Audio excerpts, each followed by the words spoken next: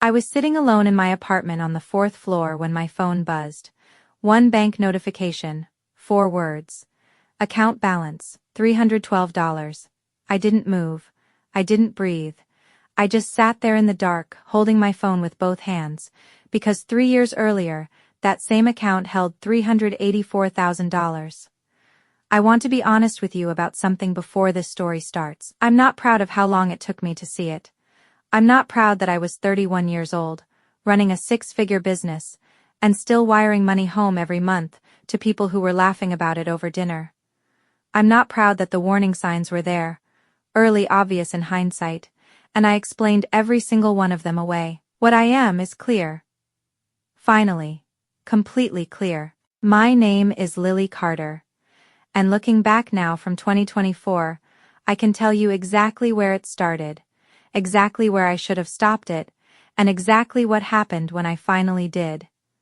This is not a story about revenge, not really. It's a story about what it costs you to be the one who never asks questions, and what it costs them when you finally do. In the spring of 2019, I was 29 years old, living alone in a 4th-floor apartment on East Colfax Avenue in Denver. Small place, good light in the mornings. I kept the thermostat at 66 to save on heating, and ate the same Tuesday night dinner for 8 months straight. Rotisserie chicken, brown rice, whatever was left in the fridge, because I was putting every extra dollar back into my consulting business. By October of that year, it was working. Real clients, real retainers, a waiting list. I should have felt proud. I did feel proud, but pride, for me, always came attached to something else. This low-grade guilt about leaving, about being the one who got out, about having more than my parents had when I was growing up. My father, Robert Carter, was a man who never asked for things directly. He suggested, he framed, he made you feel like helping was your idea. In September 2019, he called me casual practical. Lily, you know what would make things easier, a joint account, family emergencies, just to simplify things. Looking back, I hear it differently now. But at 29, with guilt in one hand and a growing bank balance in the other, I said yes. I opened the account. I funded it. What I didn't understand then, what I wish someone had told me, is that when you make yourself the financial solution for people who have never solved anything themselves, you don't become family. You become infrastructure. Here's the part that still sits heavy when I let myself think about it. While I was working 12-hour days in that Denver apartment, while I was declining weekend trips to keep overhead low, while I was telling myself this sacrifice was temporary, my family was spending, not recklessly. That's the thing that haunts me most. It was careful, deliberate, spaced out, so no single withdrawal would be large enough to feel alarming. I know this now because I have the records. Every line, every date, $18,000, pulled on December 25, 2020, Christmas morning. The same morning my father held my face in his hands in my mother's living room in Colorado Springs and said, "I don't know what this family would do without you." We took photos. My mother made her brisket, Shelby. My younger sister was laughing about something on her phone. I drove back to Denver that night, feeling full, grateful, lucky to have them. They had already moved the money by the time I hit I-25, $31,000. 4 separate transfers across January and February 2021, each memo line reading, home repair. I later pulled the Jefferson County permit records. There were no permitted repairs on the property during that period, not one. $22,500. Derek's Chevy Tahoe. 2021 model. Purchased March 6, 2021, 8 days before the account balance dropped to $312. Total across 18 months, $384,000. 47 withdrawals. 47 times someone in my family made a decision and decided I didn't need to know about it. I didn't know any of this yet on March 14, 2021. All I knew that night was the number on my screen.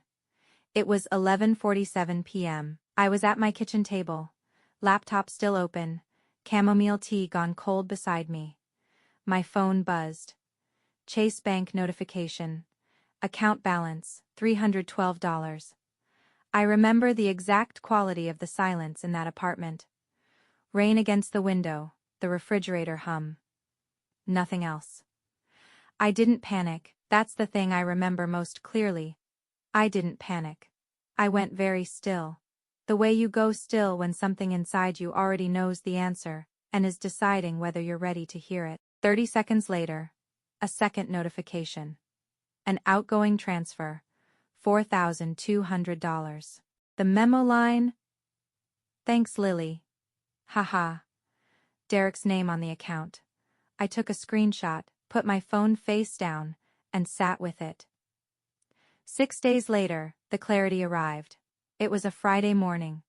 I was halfway through my second coffee, mid-email, when my sister Shelby sent me a voice memo. Laughing emoji, no context. I hit play. A living room recording. Casual. The kind of conversation people have when they think no one is listening.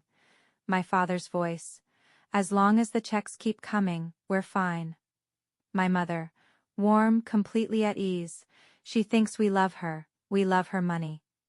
Laughter, both of them. I sat there for 4 minutes without moving. Then I pulled out my earbuds, opened Shelby's chat, typed 3 words, so do I. And I want to be honest about what I felt in that moment. Because it wasn't rage. It wasn't even hurt. Exactly, it was something quieter and more permanent than either of those. It was recognition. Like a door I'd been standing in front of for years had finally swung open. And on the other side was a room I'd actually been living in the whole time. I just never turned the lights on. What Lily does next. Most people never have the patience for it. Subscribe and hit the bell, because the way she plays this out is the part that changes everything. Saturday morning, March 20th, 2021, 9:03 a.m. I called Chase Bank, requested the full transaction history on the joint account, every withdrawal, every transfer, every memo line, going back to September 2019. Then I made a list of every family dinner I'd attended since that account was opened. Every holiday, every phone call where my mother said, "We're so proud of you," and my father said, "You've always been the strong one." I laid those 2 lists side by side. The overlap was precise, almost elegant, if you could stomach it. The December withdrawals always came within days of Christmas visits. The January transfers followed New Year's calls, where they told me how much they loved me. The March withdrawal, the $22,500 for Derek's Tahoe, came 1 week after my father texted me a photo of us from Thanksgiving with the caption, "My girl, my heart." I looked at that text for a long time. Then I closed it, opened Google, and searched. Civil Fraud Attorney, Denver, Colorado. On Thursday, March 25, 2021, I walked into the offices of Whitmore and Hale on the 9th floor of 1700 Lincoln Street.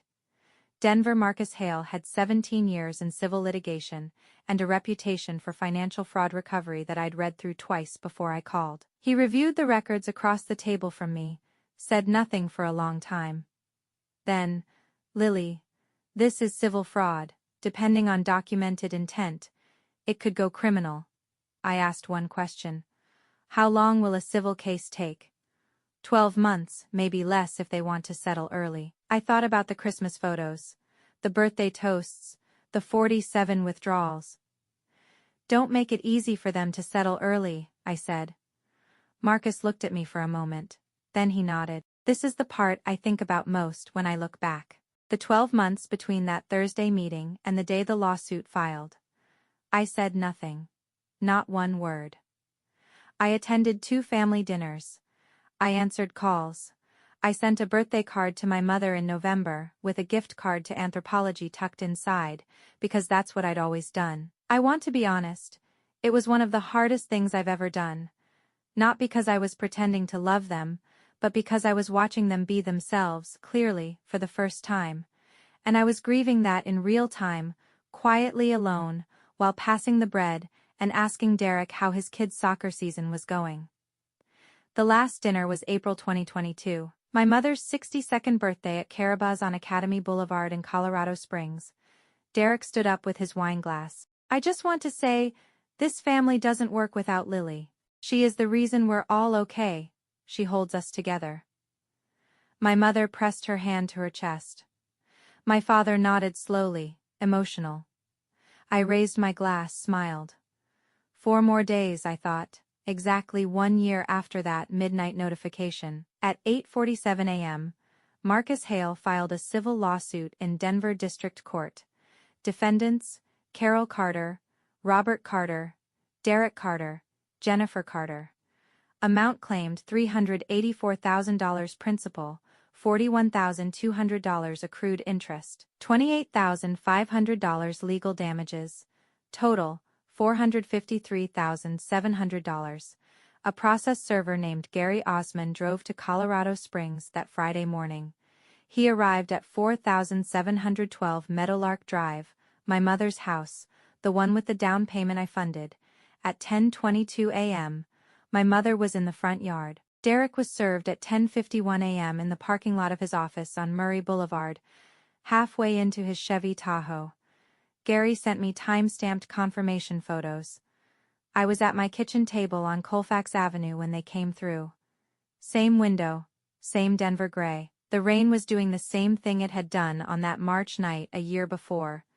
Just falling, indifferent, like it didn't know what had just happened. I closed the confirmation email, opened my laptop, got back to work. My mother called at 11:04 a.m., crying before the first sentence was finished. "Lily, please. We were going to pay it back. It was always temporary. You know how much 60 seconds. I gave her 60 seconds. Then, very quietly, Mom, this conversation needs to go through Marcus Hale. His number is in the filing documents." I hung up. Derek called 4 times that afternoon. I let all 4 go to voicemail. I have never listened to them. I deleted them in November 2022, the week the settlement finalized. I don't regret that. November 8, 2022. No courtroom, no dramatic testimony, no tearful confrontation in a carpeted hallway. Just a mediator's conference room on the 12th floor of a building, on 17th Street in Denver, and a table full of documents that told a story no one in my family could contradict. Settlement terms $384,000, returned in full within 90 days. $47,200 in legal fees paid entirely by the defendants. A lien on Carol Carter's property at 4712 Meadowlark Drive, enforceable until final payment cleared. Derek sold the Tahoe to cover his portion. Same Tahoe, same parking lot, where Gary Osmond handed him the papers 7 months earlier. The check arrived February 3, 2023. I drove to my Chase branch on East Colfax, deposited it at the teller window. The teller said, "Have a good one." I said, "You too." I walked outside, stood on the sidewalk. Denver in February, 28 degrees. Wind coming down off the mountains. The kind of cold that doesn't ask permission. I stood there for maybe 3 minutes. No tears, no phone call to make, no one I wanted to tell, just, done. It's 2024. I've had 2 years now to sit with all of it, 2 years to ask myself whether I made the right choices, whether I waited too long, whether I should have seen it sooner, whether the distance I felt from my family for years before that night was already the answer I was refusing to read. I think about the version of me at 29, sitting in that apartment, eating her Tuesday rice and chicken, wiring money home, genuinely believing she was the lucky one. I feel for her. I really do. She was trying so hard to be enough for people who had already decided she was a resource. Here's what I want her to know. What I want you to know, if you're sitting somewhere right now making the same quiet calculations she was making. The documentation matters. The patience matters. The silence, when it's strategic, it matters more than the confrontation ever would have. $384,000 is back in my account. My business cleared $1.2 million in revenue last year, and every single person who laughed at how easy I was to manage, they don't have my number. I changed it the morning after the deposit cleared. No message, no explanation, no goodbye. The same way they took from me. Quietly, without asking, like it was already decided. The only difference is what I left them with. A paper trail, a lien, and the memory of a dinner toast that landed 4 days before the lawsuit. She holds us together. She did, until she didn't. Lily didn't explode, she didn't confront. She documented, waited exactly 1 year, and let the legal system finish the sentence her family started. If this story found you at the right moment, drop a below. You know why. And share this with one person who's been the reliable one for a little too long. They need to hear that quiet power is still power.